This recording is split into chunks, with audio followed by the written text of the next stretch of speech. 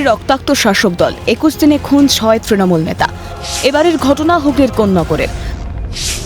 বুধবার সন্ধ্যায় দুষ্কৃতীদের হামলায় মৃত্যু কানাইপুরের তৃণমূলের পঞ্চায়েত সদস্যের।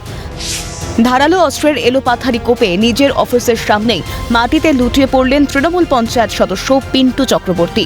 রক্তাক্ত সারা শরীর, হাত বিচ্ছিন্ন কবজি থেকে। গুরুতর জখম তৃণমূল নেতার চিৎকারে উঠে আসেন তাঁর অফিসের কর্মচারী ও স্থানীয় বিক্রেতা। ততক্ষণে চম্পট দেয় দুষ্কৃতীরা। হামলার ঘটনা চাক্ষুষ করতে না পারলেও ঘটনার আকস্মিকতায় হকচকিয়ে যান সকলেই। ঘটনার ভয়াবহতা শোনালেন পিন্টু চক্রবর্তীর গ্যাস অফিসের কর্মী আশিস শীল। মানে জোরে চিৎকার করছে, নিজেই গোঙাচ্ছে। তখন ওই শুনে ওনার শালা বেরোলেন প্রথমে, তারপর আমি বেরোলাম। তখন দেখলাম ওই অবস্থা। কি অবস্থায় পড়ে আছে দেখলাম? মানে ওই ওখান থেকে আমাদের অফিস থেকে বেরোচ্ছি বলে বেরিয়ে গাড়িতে উঠেছে, গাড়িতে পা দিয়ে উঠে ঘুরতে ছিল, সিসি ক্যামেরায় দেখলো যা, তখনই মেরেছে। হাতে কাটা পড়ে আছে সামনে, আর তারপরে এখানে পড়ে গাড়িটা পড়ে আছে, আর উনি পড়ে আছে। হাত ছাড়া শরীরের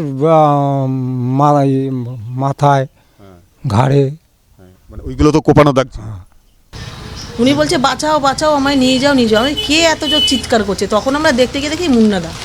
তখন লোক ছিল এখানে তো 2-1 সন্ধ্যের টাইম, বেশি লোক তখন ঢোকে না, থাকে, কিন্তু কালকে অত লোকজন ছিল না। তড়িঘড়ি পিন্টু চক্রবর্তীকে উদ্ধার করে প্রথমে কানাইপুর হাসপাতালে ও পরে নিয়ে আসা হয় এসএসকেএমে।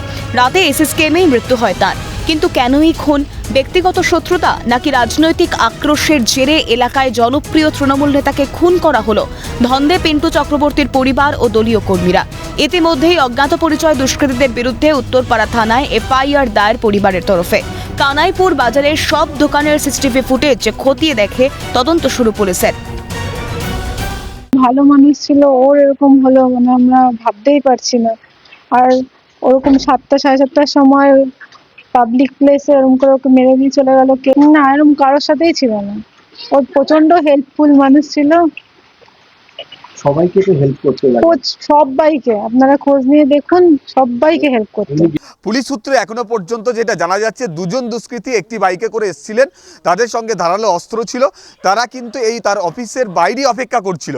এখান থেকে পুলিশ এটাও অনুমান করছে যে পঞ্চায়েতে যখন তিনি বৈঠক সেরে তার নিজের অফিসের দিকে আসছিলেন, সেই সময় থেকেই তাকে কিন্তু ফলো করছিলেন এই দুষ্কৃতীরা। রাজ্যের মন্ত্রী স্নেহাশিস চক্রবর্তীর বাল্যবন্ধু পিন্টু চক্রবর্তীর জনপ্রিয়তা ছিল। এলাকার মানুষের পাশে থাকতেন সব সময়। প্রতিবাদীও ছিলেন তিনি। পিন্টু চক্রবর্তীর মতো সৎ নেতার খুন মানতে পারছেন না রাজ্যের মন্ত্রী।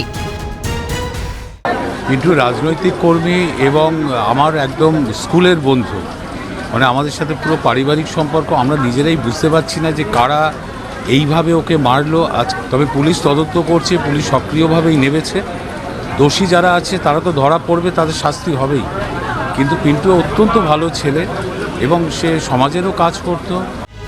এখনো পর্যন্ত হামলাকারীদের শনাক্ত করা সম্ভব হয়নি। প্রাথমিকভাবে পুলিশের অনুমান হামলাকারী 2জন, তবে তাদের দ্রুত শনাক্ত করা হবে বলে আশ্বস্ত করেছে পুলিশ।